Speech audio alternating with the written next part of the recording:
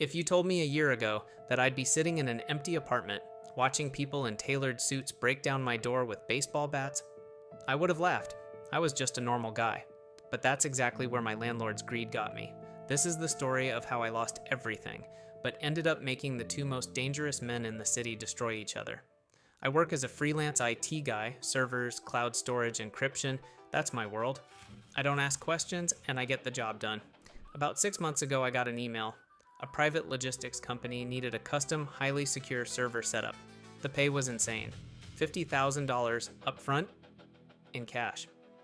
Now, I should have asked questions, but when a guy named Paul drops a briefcase of non-sequential bills on your coffee table, you don't ask for a company tax ID. They brought the hard drives in lead-lined cases, they wanted military-grade encryption protocols, and they never, ever used their real names. It didn't take a genius to realize I wasn't setting up servers for a delivery company. I was working for a modern-day criminal syndicate. I was terrified, but the money was life-changing.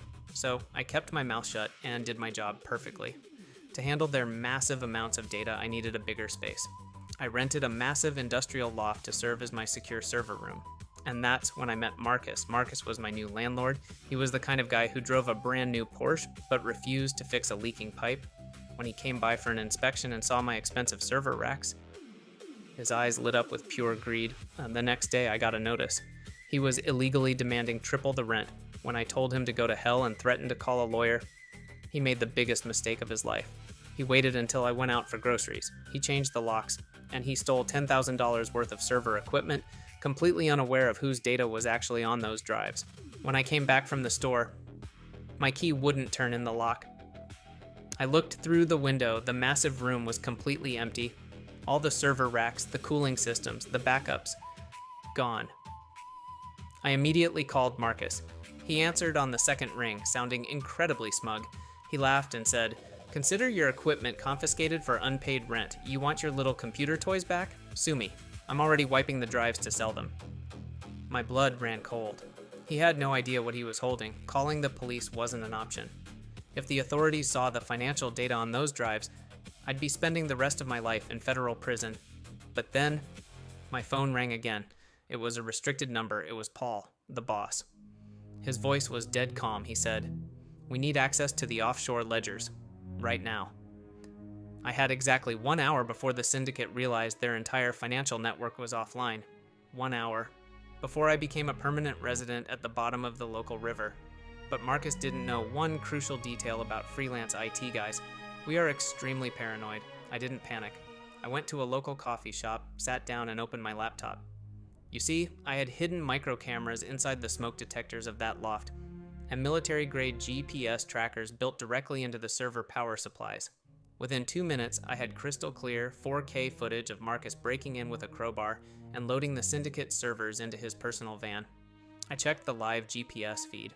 The equipment was sitting inside a private warehouse on the edge of town, registered under his name. I took a deep breath and called Paul back.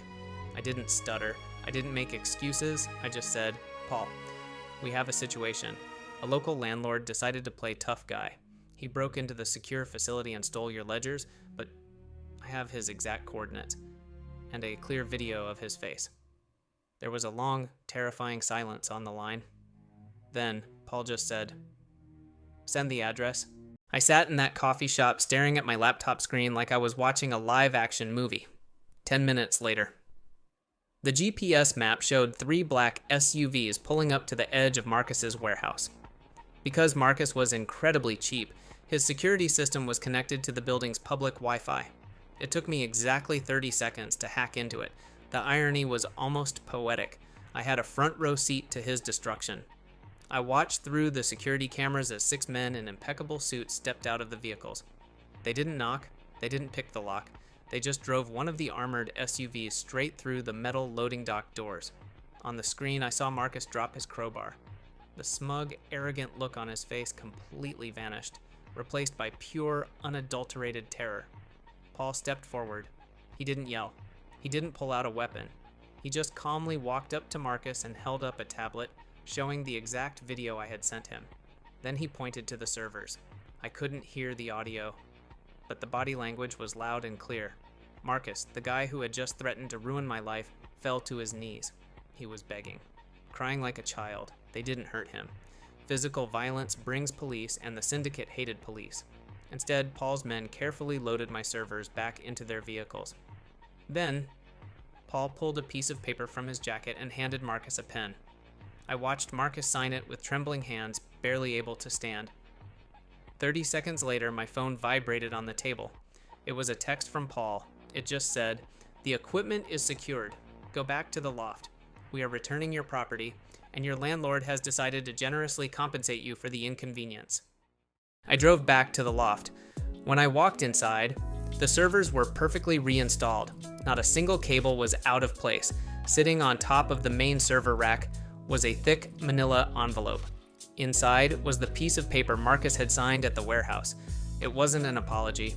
It was a legally binding transfer of the property deed. Marcus had sold me the entire industrial loft for exactly $1. I never saw Marcus again.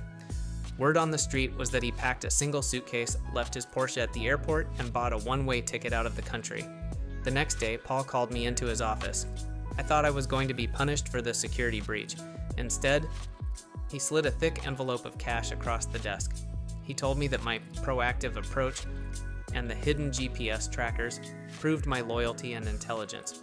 He doubled my salary on the spot, and he made it very clear to everyone in the city tonight that the IT guy in the industrial loft was strictly off limits. I went from being a broke freelancer to owning a massive property and having the most powerful security detail in the state.